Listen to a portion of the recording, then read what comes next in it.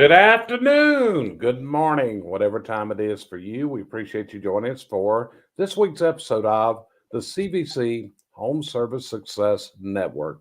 We present this live every Friday, 12 noon Eastern Time, and we also are up for replays, and we welcome you if you're joining us live or in the replay.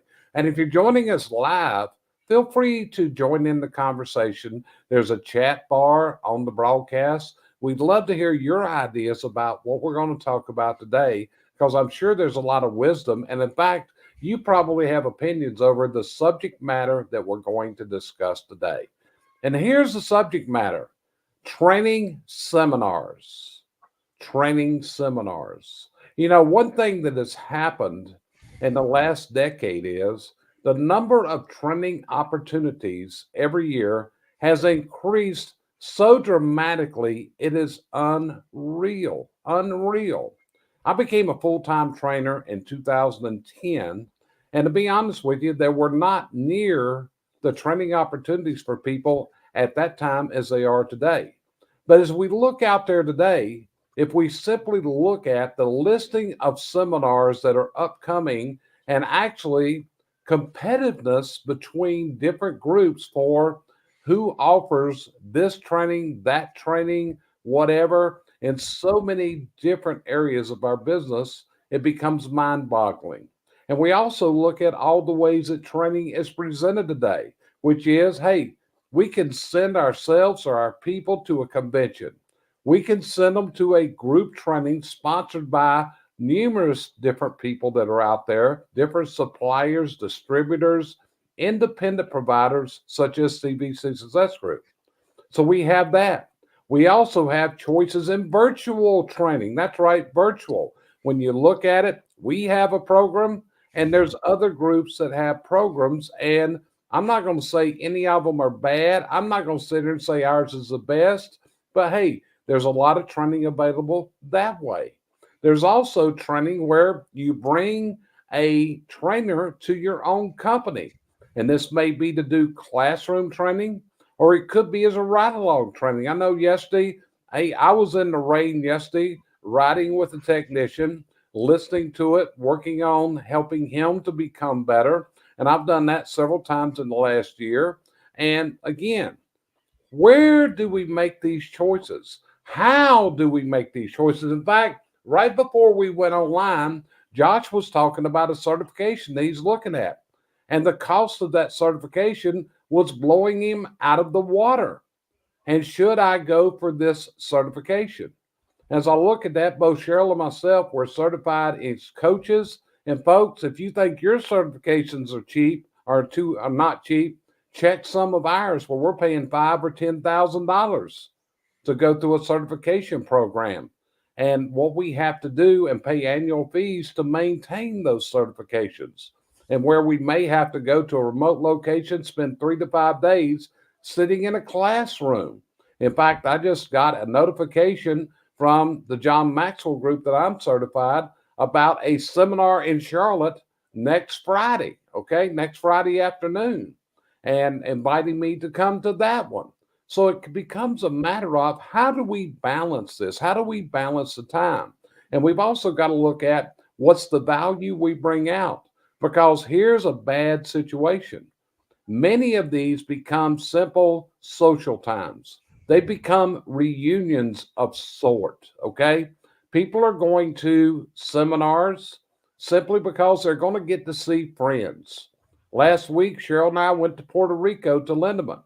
And Cheryl, how many people you think were there because it was in a warm place in the middle of the summer, or excuse me, in the middle of the winter? And if we looked on the second day, there was a lot of empty chairs in that classroom. And that was from people I saw posting on Facebook. They were out touring Old St. Juan, sitting on the beach, other things. So I think this is something that affects your budget heavily. And you've got to look at if you're a business owner. Had this conversation earlier today. And here we go. Here's a comment from in the field. Training used to be brutal to find. It's easy now. And I'm going to agree with that. When I started in this business, hey, there was very little training. And then when we add to that, the social discussions and the ability to get certified by Facebook. I mean, it's almost like, hey, if I carry a Facebook certification as a technician, because often that's where the training's coming from this day and time. And when I see this wide ranging amount of personal opinions, it worries me.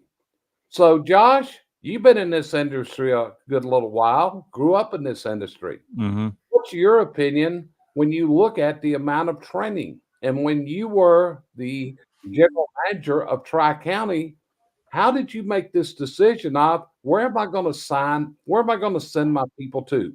What's worthwhile? Is it because it's close to me, or did we gauge it on the value? What's your thoughts on this, brother? Location was a big one because getting a group of people to a place that's far away gets very expensive very quickly, especially when you figure it out with the amount of down what it's costing you per day in revenue. If you got a truck generating $2,000 a day in revenue, then you're adding $1,000 worth of training, so you've lost $3,000. That day becomes it's a $3,000 day. So those things added up, very quickly. Do we have to spend a day traveling to get there and get back? Um, how much education were they going to get? I would look at who if they were going to benefit from a full day of education. Um, the agreement I had with my technicians, they better have certificates that they achieved. Or they got like 6 credit hours a day, I think was about what you could get, if I remember correctly, to Yeah. get paid for the day. That way, because I get it. You're away from your wives, you're away from your girlfriends. Guys are going to go play. You're going to be up late shooting the shit, but I expect you to be in that class. So having those CEUs was a big help. Okay. So again, how do you gauge that? I mean, and I think you just hit a key thing, Josh, is that some people go just to amass those CUs. I Yeah. know that in the case of our virtual platform, that whenever someone's certification is about to expire, their attendance on our virtual platform picks up dramatically because they've got a deadline coming. They got to have the CSI, they got to have 48 CUs, and now they're sitting here with 30 days to go, and they only have 24. So I get these questions. Okay, I need to get this many CUs in health and safety. I Yep. need to get That this was a many big one. CUs in other categories. So again, as the business owner, as the person who's paying the registration fee, Yep. as the person who is paying the salaries, who is paying the expenses, and you hit the other key thing, which is suffering the loss from the loss of income from them having a day of producing no income. Because I don't believe your cost of doing business went down for that day, did it? No, nope. You still have all that overhead. So how do you make that decision? Well, it was always, I guess, again, location and quality of education were the big ones. Um, can we just leave after work and get there? Is it within 3 hours? Was kind of anything within 3 hours I was going to take a very hard look at, because I could rent a van, they can drive there, easily after work with not too much fuss and muss. Yeah. Um, did they need CEUs? That was always a big one. Um, I'm trying to think what are some other factors. Did they were they lead techs or are they helpers? Do you have, because some helpers are helpers forever. They're not gonna, no matter how much education you give them, they're not going to improve. Knowing who's going to benefit and grow from that education was also very helpful. Okay. But it's like last week, I was sitting in Puerto Rico, and I had a client, and one of his employees was there. And I asked the question, okay, we're just going to call him Joe. I said, okay, Joe, you've sat in this seminar down here at Lindemann for the last 3 days. So, what are you going to share with your boss who's not here when you get back home? And how are you going to take this information and share it with others? And all I got was a vacant stare, a vacant stare. Mm-hmm. Like, well, Jerry, what this told me is, man, I'm just here to enjoy Puerto Rico and have a little downtime. So Cheryl, let's turn the question to you. How do you make this decision as a business owner? I agree with Josh. A lot is the amount of money you're going to have to put on it. I mean, money's not uh, the writing factor, but it is when you're cutting into your business. The thing is this person or you going to benefit from this program? Are you going, if you're going for fun, just go another week. That's, I count it business, whatever. But we saw it so much. We saw it in Puerto Rico. There were a mass of people that were there for Puerto Rico, not for the Linderman learning. You and I both sat through classes for the thing for 3 days, and neither one of us needed what they were doing except just for the knowledge. And that's what these younger people ought to be doing because they're the ones that's coming up in this bracket. Their employer has done spent a mile fortune for a small company to get them there. So yeah, it's the distance, it's the money, it's the quality of the training. And I think that's super. Is it training that's going to benefit your people, or is it just something for them to get their CEUs? Right. And Chuck's brought up an interesting. Chuck, if you're hearing me right now, I think you should have some great input. So I've just sent you on email a link if you want to join this conversation, because I think you could add a lot to it. But here's what Chuck said. This must be budgeted for. You need to also be mindful of who the employees will interact with, because this is a big consideration. We have seen headhunting. We have seen people that have met business owners there.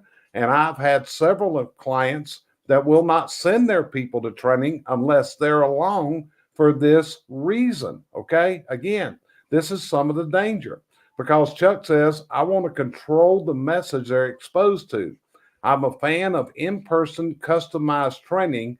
Get the outcome you want. And I know Chuck did this because I went to Chuck's shop and we had a training room, and I would put customized training on for Chuck designed for his company. And what I also know that whenever that class was going, Chuck was sitting right there at the end of the table. He was listening and he was watching everything that I said. And if there was and if it was things needed to change, he'd let me know because it is out of your control. So again, like I said, I've got some ideas over how do you select the seminars, the training to send them to. And number one goes back to something we have talked about, which is tracking our waste. By tracking our waste, we're going to know where our people are not doing the right job. They are producing waste. So when we see this, is the waste in documentation? Is the waste in the process? What is it? And I'm working right now with a client and I'm putting together a presentation for his team members. And part of it is about waste. And in this, his bookkeeper came up with these following tables and sent them to me. The waste falling into these categories. Is it transport? Is it in inventory? Is it in motion? Is it in the waiting time? Is it overproduction of materials? Is it over processing materials? Is it defects or is it unused employee potential? Categories of waste. So I think what you've got to do is determine where are they weak at. And as the business owner, I think you've got to look at where you're weak at. I mean, this has amazed me. And Josh, you've seen this. If there were two seminars going on simultaneously in this industry, and one was how to run a super business, and there was another one right next to it to tell them how to pour a crown. The amazing thing is the crown will outpull the business management. Okay. And I see Chuck just joined us. Chuck, get you on here in just a second. There you are, Chuck. So welcome aboard. Appreciate you joining us. I thought you may have some opinions on this. So Josh, here we go. What's your thoughts on what I just said? Well, just as a business owner, I would send technicians to the crown class because I know you know my business. You know I have a system for selling crowns, including custom brochures and and selling these crowns. So, of course, we do that in-house training, but if you're doing inspections and you're selling repairs, absolutely, you want to send them to the guys, your techs, to the crown. The run a super business, am I sending my technician to that? No, I'm not, because I'm not trying to teach them how to start their own business. Okay, gotcha. So Chuck, we appreciate you being here. And you're a person, let's get down to the facts. I've known you for a number of years. And I can well remember the first time I ever met Chuck Roydhouse was at the first Sabre Systems conference in Richmond, Indiana. And you were sitting there to my right with two of your guys that you brought to that training.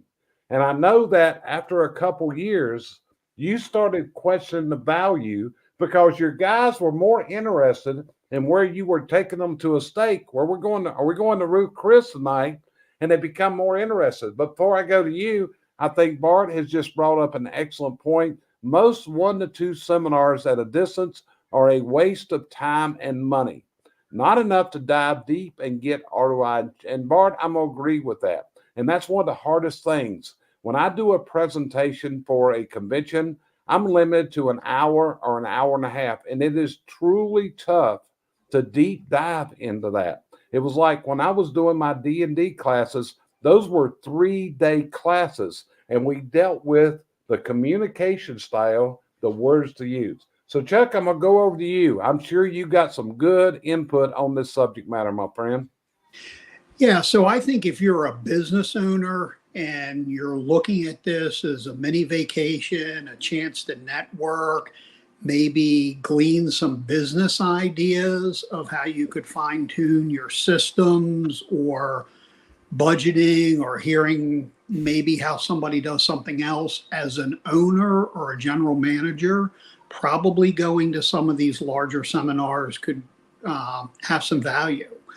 I did not see value in taking employees, and I stopped doing that the last few years that I was in the industry as an actual service owner. And the reason for that is a lot of times these guys, it was a benefit at first that it was a paid vacation. We usually went somewhere nice. But Jerry will remember this because he had to do like mental counseling for one of my employees. When I got on the board of directors for CSIA, all of a sudden I wasn't hanging out with them. I would be with them in classes, but the rest of the time I was doing other things that I needed to do for those responsibilities. And one of the guys was almost having a quasi-nervous breakdown that daddy left him. Do you remember that, Jerry? Oh, remember it very well. I could give you the names, okay? That's how well I remember. I know those names too. Yeah. So my point is, the thing that I started to see is we'd come back, and even though I would give them a 3-ring binder or a spiral bound notebook to take notes, made sure they had a couple of spare pens, I worked out all those details. Their notes weren't that good. They were doodling. They really weren't paying attention, or they didn't really retain it. And then the other thing I started realizing about the seminars is what you just touched on, is when you present, and I've presented a number of times, that in an hour, hour and a half, even 2 hours, you can't drill down far enough to really give the value. It's a good overview. It's a very good commercial if you want to stand up there and have somebody come over to you at the end of the talk and say, hey, can you tell me more? And then maybe you could do something with them. So for an employee, I didn't see the value of sending them any longer. And I got more benefit when Jerry was teaching for me. We would discuss the topics and the problems I was having, and he would custom tailor his programs that when he came in, we would hit the 8 or 9 or 3 or 4 problems that we were having. So not only did I get the information and I got the CEUs for it, it was a controlled environment where he honed in on where I thought the deficiencies were. And if things weren't sticking, say it was a math problem, for example, we could take the time, because I controlled the tempo of his class, that if we broke and I said, look, I can see in their eyes they're kind of glazed over, you might need to repeat this again. he would gladly do that. So it worked out very, very well. And that's what I try to do when I talk to people, is find out what is your need and how do we hone in on that. Yeah. And another side of this, and one of my clients that had 4 people at Lindemann, or excuse me, 3 people, when I was talking to them, and one of them said, one of the things I've learned here is we've got to create budgets. Okay. We're just heading out. And I think that's where a lot of people are. They don't have a training budget of what they're going to spend a year, and they don't look where they're going to properly spend it. And it's kind of like going to a grocery store, Chuck. You go through the grocery store, and this is one of the problems of going grocery shopping when you're hungry. They say when you go shopping and you're hungry, you're going to pull all the cookies and everything else, and you forget what you really need. So also, you've analyzed the cost factor of bringing training in compared to sending your people to, we'll just say, Orlando, Florida, and the distractions. And what you found was bringing training in was actually more economically feasible. Your people were sleeping in their own beds. You didn't have to worry about them being in the bars tonight or coming in, because I'll be honest with you, I've been to seminars that people come in and they've not been in the best places the night before, and you can see the behavior the next day. I've actually had people that I've looked and they're laid down in the floor asleep during a seminar. It's unreal. Cheryl can probably remember when I had a guy that went to sleep in a class one day. 75 people were in there, and he went to sleep in my class. And I don't react well to someone sleeping when I'm talking. So, Cheryl, as you're hearing this and what we're talking about, what thoughts are going through your mind? Well, I've got a class going on in basically 2 months from now. Hour and a few minutes. And the hard is to scale it. I'm back so far that I'm at a point I don't know if I'm going to get any value out of people at all. I'll get just enough to wet their whistles. But yeah, I've watched kids. I mean, we've had kids that were taking drugs in classes. We've seen that before. Oh, yeah. And so they're there to be with their buds a lot of times, or the ones they don't get to see. And it's a lot of money. I don't think I value the fact that the camaraderie goes with it. But if you can't get some return on your investment out of it, all you're doing is feeding the frenzy. Because when you get them home, they're no better off than they were when you took them out there. So I'm not in the business directly that you 3 guys were, but I see it from the outside looking in, which is almost scarier than if you're the owner. Right. So again, I'm going to go back, and Josh, I'm going to come to you with this. Yep. I'm saying that you've got to gauge what your people need. Just because there's a seminar, and no against the CEU thing, because what bothers me there is why in the world your guys would need CEUs, because they had access to a virtual platform that gave them all the CEUs they needed, but they didn't use the virtual platform. Rather, they went and said, hey, I got to go somewhere. I got to go to this class because I need CEUs. To be honest with you, that will blow the top of my head off. It's like, wait a minute. You got CEUs at the click of a button anytime. But Yep. You want me to send you to Atlantic City to go to a class, which is the pits, because if you've ever drove down the Garden State Parkway to Atlantic City, believe me, it's not a bed of roses, and you're popping tolls down that highway like crazy trying to get there. So, Josh, again, what do we do? What does the business owner make his decision to do here? Well, obviously, what's going to grow revenue? That's your ultimate goal, is what's going to grow revenue. That's why when you said, hey, we're going to sign 100 people up for the crown class versus 10 for the how to grow your business class, gauging it to who it is. You need your managers need training. Your managers need interaction with other managers. It's good for them to build their Rolodex, and that's one way for them to do it. I'm trying to think what else. Hard skills are, easy to get at training, but looking at soft skills, sales classes, those are big ones. I mean, I know Chuck probably did sales training almost every day. Didn't you, Chuck? Oh, yeah, because it has to be reinforced constantly. Yeah. Looking at your meetings and things like that, that will do a lot more. That'll do a lot better. Like Jerry's morning tidbits will get you a lot more reinforcement than, at the going to a site. Yep. And we got one listener on today with Bart Ogden. And Bart has been a person who has really learned to use virtual training in his company. It's an economical decision that has played well for him. And he actually uses multiple platforms, okay? He uses our platform, but he uses other platforms, which isn't a problem to me because there's different classes and they can benefit him, and he can select not only the subject matter, but he can select the presenters he wants them to listen to. Okay. He can make a decision. It's like if he's going to talk gas, he can make a decision.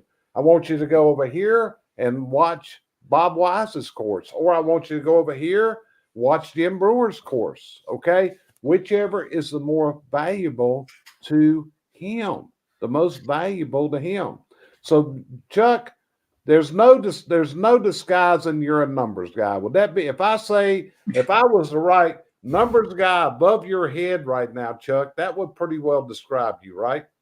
Yeah, and if you wanted to write it in a smaller amount of letters, you just put ROI, because that's how I make all my decisions. Right. And when you were talking about budgeting, the other thing you've got to do is come up with a schedule.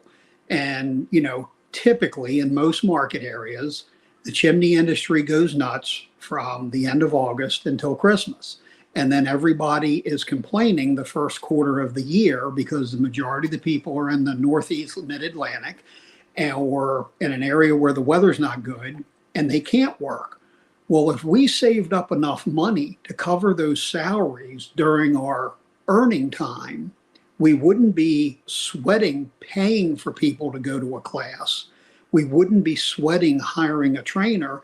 We would have already in July set our schedule for what we were going to do in the first 2 to 3 months of the year and get it knocked out in January, February, or March.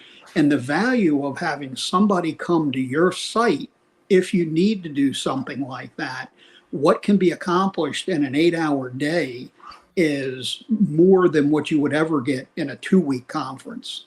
Yeah. And Bart just added something else I'm going to put up there. A preset and organized curriculum as a starting point is critical to get a basic training plan in place. After that, you tweak and add courses as needed to supplement. And I've interviewed Bart over here because Bart came to conclusion some years ago, and Bart, I hope I'm not speaking out of line, but that his career was going to be a constant movement of bringing in new people, training new people, and this was never going to end. So putting this together, and Chuck, what you're saying is, if I budget this right, I'm not running up my credit card balance in January through the August. I've got my reserves built because I built training into part of my budget, which is built into what we charge. Am I hearing you correctly? Yeah, so it's all about how you come up with what your break-even billable hourly rate is. And, so it would be all your overhead expenses, rent, gasoline, all that stuff that we know about. And then you would put a line item there as I have X amount of guys, I need so many training days, and it typically costs this much per day. And that just becomes part of your billable hour. And as long as you're charging every job part of that job cost, just like to allocate for van replacement, a lot of the stuff that Cheryl and I talked about a couple of weeks ago when it was just her and I, it's thinking of it as a recipe and having each ingredient listed. And the main ingredient that we're talking about today is something allocating enough funds to cover the time when you're slow, keep the guys employed, and then getting them the training they need, whether it's physical hands-on or whether it's more of a mental thing. Role playing works good when you're in front of somebody. So that's the way I kind of looked at it, and that's how I ran things. And then it was never a problem. Just like it's not a problem to pay the electric bill in February when not much work's coming in, because you should have a savings account that if you need to draw down from that to cover you in the lean times, you're covered. Yeah. But again, I think we all agree that it is of paramount importance to have a crew of what I'm going to call subject matter experts and training. And then when I first went to Europe and surveyed the chimney sweep schools in the European countries I visited, it was amazing when I found out that chimney sweeping was a 4-year course. There was 4 years of training, and they had schools set up for this, and they had demonstration areas and all that. That's what's influenced the CSI school in Indianapolis, was the ideas that we've learned in Europe and brought back here. But to do that, what we've got to do is we got to put together an organized curriculum, just like Bart said a while ago. I'm going to put it back up. If you don't have this in your company, I think you got to build this. What's a present preset and organized curriculum that your starting point to get a basic training plan in place. And after that, you tweak it, you add courses as needed, such as Josh, I can remember when there was no electronic ignition systems in gas. We had pilots. That was it.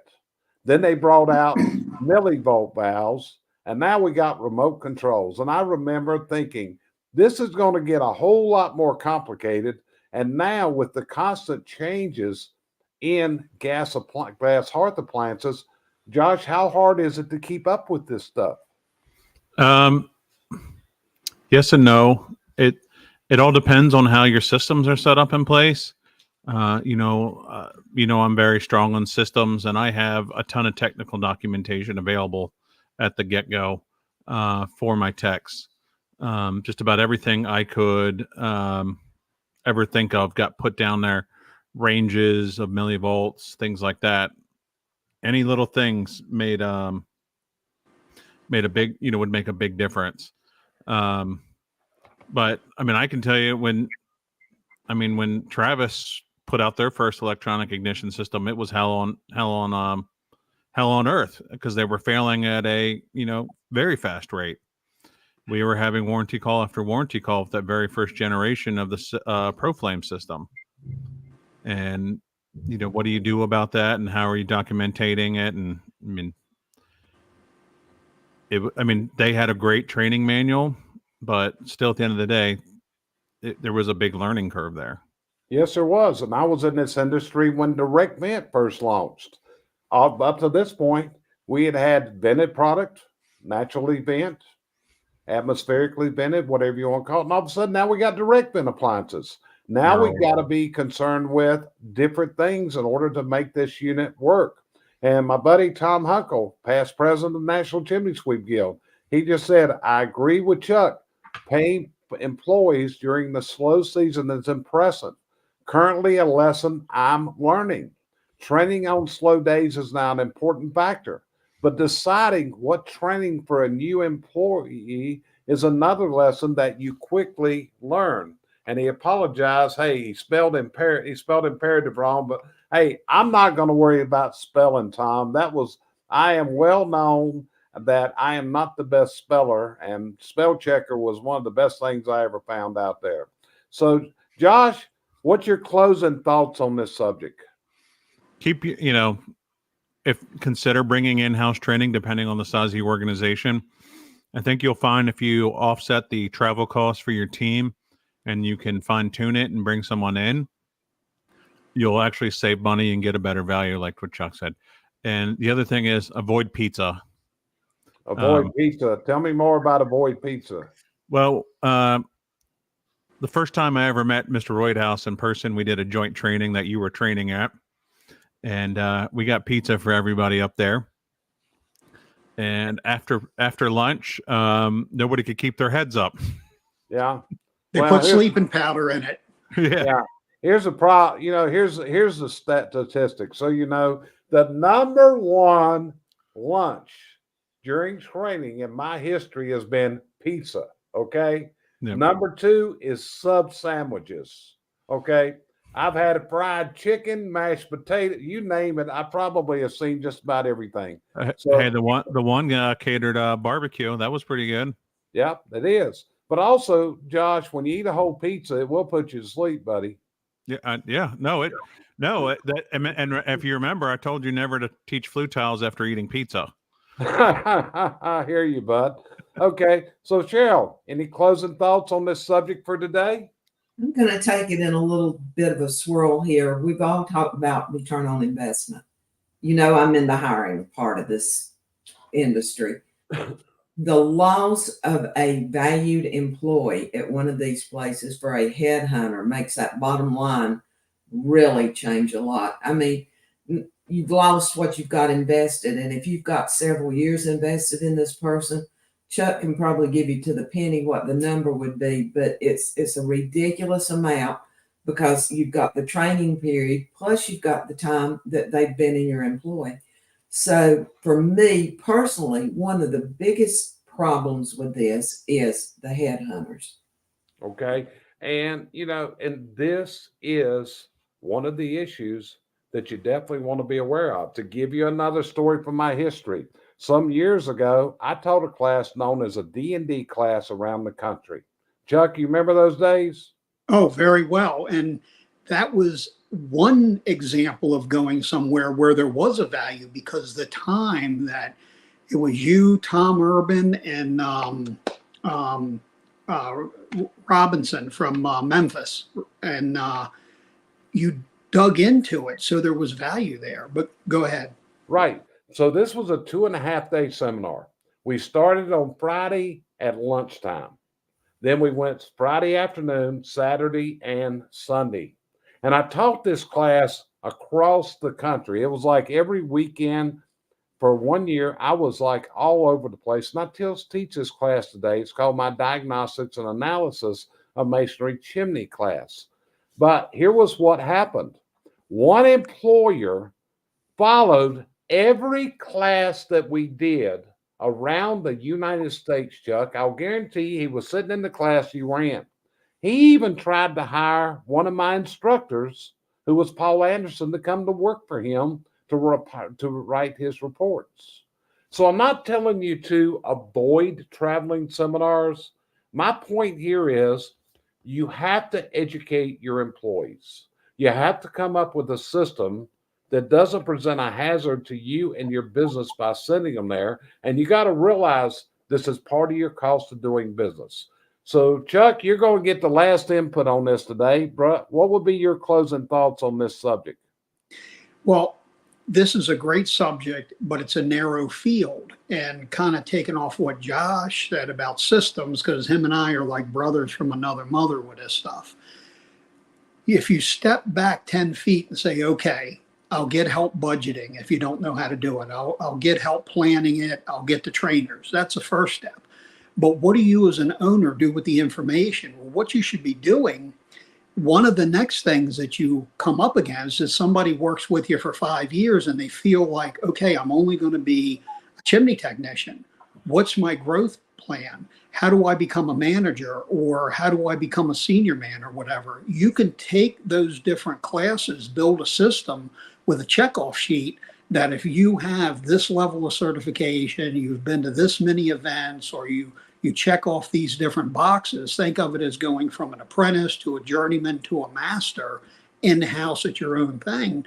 Then you can show somebody there is a career path. So there's so much value in putting a little bit of time in this, and so many other things would branch off to give you value. So if you're interviewing somebody, not only showing them a job description, not only showing them a general task SOP that's already there to see if it's a good fit for them and for you, you could now say there's also career growth. We typically hire you as an entry-level position. You're going to be a mortar tender or whatever that term would be. But if you'd like to be a mason, then these are the boxes that needed to be checked off. And then if you're already a mason, and you want to supervise a couple of masonry crews or a couple of sweep crews, then this is the checkoff that you need to do. That's Right. why this stuff is so valuable. It's not just one subject. It has roots that branch off. And you know, Chuck, the one thing I remember every time I did training at your place, it was always Chick-fil-A. You remember? Yes. It was always Chick-fil-A, and there was also always more than we could eat there. Y'all always had plenty to eat. We were sitting in a room that was purple, right? Oh, got to have the purple. Everything was purple. But folks, you got to build subject matter experts. And one of the things that we have done past episodes is, and it follows this course, is develop proficiency charts. So you can track and measure where your people are proficient. You can go back and research our library of broadcasts. And if you'd like to, you see my email address is on the screen right now. I'll be more than happy to send you a template for a chimney service technician that you can, it's in an Excel format. You can alter this to where you see needed. It's just like building a gas technician. You got to have a proficiency chart for them to follow. Josh, would you agree what I'm saying here? They can't be experts in everything out there. We got to build their expertise. Well, I feel like I'm an expert in everything out there, Jerry. Yeah, and that's why your head is getting, you know, Chuck, this is my problem. If you notice, have you noticed how Josh's head gets bigger and bigger and bigger? If you notice this, But one of the things that makes me the expert is the systems that I put in place to help me diagnose and I always said what made me the best. And I learned this when I got my oil heat certification years ago. Being the best technician doesn't mean you know everything. It means you know who to call that knows everything. yeah. So, but I'm going to add this in. Managers, this is one thing I've learned. Get outside your industry. If you are in the chimney service industry, you got to find out, what are these garage door companies doing? What are these HVAC companies doing? What are the plumbers doing? What are the landscapers doing? What are other industries doing? I think this is one of our problems. We stay locked into our own little niche. I mean, example, when I went to Tommy Mello's event back in November in Orlando, I heard about the most phenomenal program there that was called Rilla Voice. And I have 3 clients now that are using this that we would have never heard about if we hadn't gone to teachings and seminars outside of the industry. So if you're a business owner, don't lock yourself in, because it was amazing how I saw chimney sweep owners at that Freedom event that are learned things that they had no idea, that are not coming down the chimney sweep pipeline as yet, but it's what other industries are doing. So anyway, I hope this has been a time of value for you. This is the CVC Home Service Success Network, and we're here to assist you. Reach out to us at any time. Let us know how we can help you take your business dreams and let's turn them into your business reality. We got a fantastic track record in doing that, and we're here to help you, and we got a great team ready to be with you. So have a great weekend, and thanks from the bottom of our hearts for listening. It's an honor